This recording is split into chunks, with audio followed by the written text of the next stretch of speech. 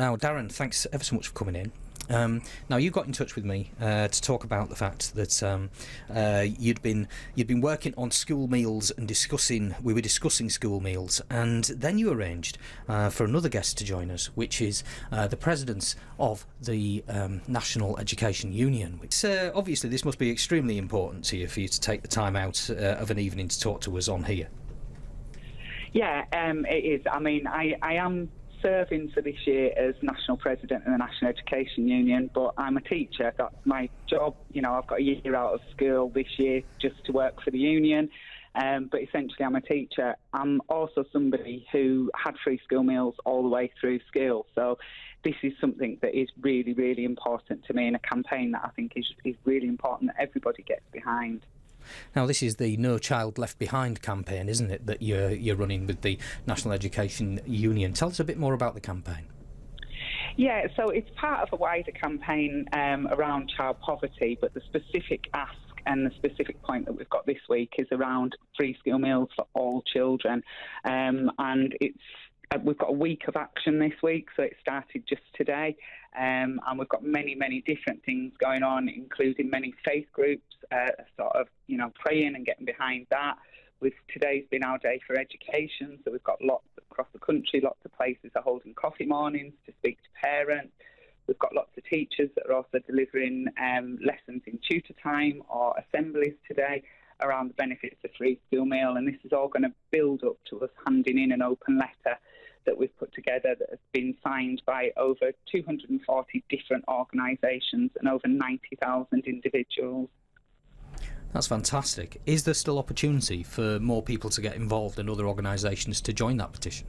Yes, absolutely. The letter's going to be handed in on Thursday, so you can just go to our website and just click on there, No Child Left Behind, and then you can follow the links through to the free school meal section. You can certainly add your name to that letter. I would also say, there's a lot of stuff going on social media, so if people do see that, just being able to retweet something or post something on Facebook, and speak to colleagues as well, speak to friends, speak to family, and ask them to join in with the campaign as well.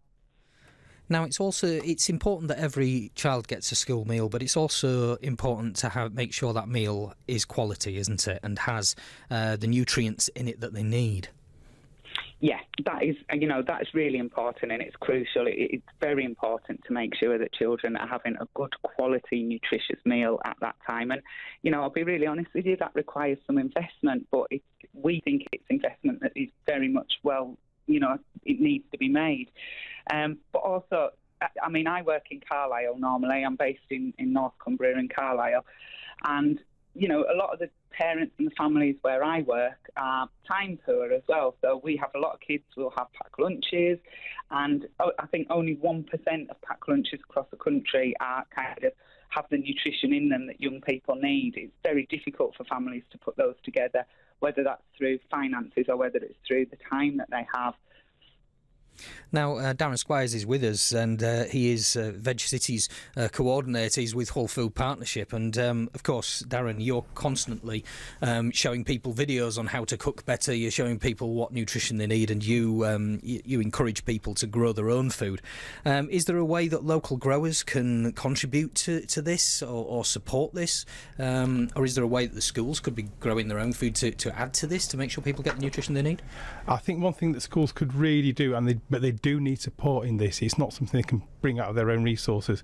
Is to grow food in school, because if the children know where the food comes from, they've got a relationship with that fresh food, then the school's going to find it much easier to sell to get the kids to eat those vegetables. Yeah, and of course, if the young people are involved in that process, it means that when you've grown something from seed, for example, it's a treasure, isn't it? Yeah, I think a lot. There's a saying that kids don't know where food comes from, and it is true. And once they know where the food comes from, once they feel that it's been demystified, then I think they're much more likely to try the food that they've grown. What do you think is the main barrier to this happening then? Is it finance? Is it permissions? Is it having the staff that know how to do it? What's stopping it? I think part of it is, there are schools that are willing. It is the time and the staff resources and the financial resources, and a lot of that time resources because we've got a very heavy academic education. We're testing kids all the time on literacy and numeracy, and it is vital. I spend time teaching maths and teaching English, but the schools need those extra resources so they can bring out those other really important elements in a child's education, and part of that is the food that they eat. Now, Louise, obviously you'll have all the statistics, I'm sure, for your campaign on how young people will perform better when learning those subjects like Darren teaches if they have eaten well, won't they? Yeah, I mean, it is about academic performance, and there are plenty of studies and plenty of statistics where, where there's been pilots where this has been done, and the results are, show that actually academically students do far better. But, just as Darren's just said there, it's more than that. It's about teaching them to have a healthy relationship with food, and that healthy relationship with food, it feeds into their fitness and their well-being and their health as they grow up and they go on to have their own families, and that's passed down generationally. But as well, it's about community, and it's about sharing a meal together and having those conversations. And also, hungry children are irritable and they're grumpy in the classroom. So if they have a good quality, nutritious meal, yes, it feeds into that academic performance as well, which is what we all want as educators. But it also makes them happier, it also makes them healthier, and it just makes classrooms just a nicer, better place to be. So once again, Louise, what would be the best thing that anybody could do to support this themselves now? Well, I would, as I say, certainly say sign up to the open letter, because that is going to be handed in on Thursday, and the more names that we have on that open letter, the better. Check out everything that's available on the website and just share that with colleagues, share that with friends. But yeah, please do sign up to the open letter, because we are going to hand that in on Thursday. Thanks ever so much, Louise Atkinson there, who is the president of the National Education Union. Thanks ever so much for joining us, Louise.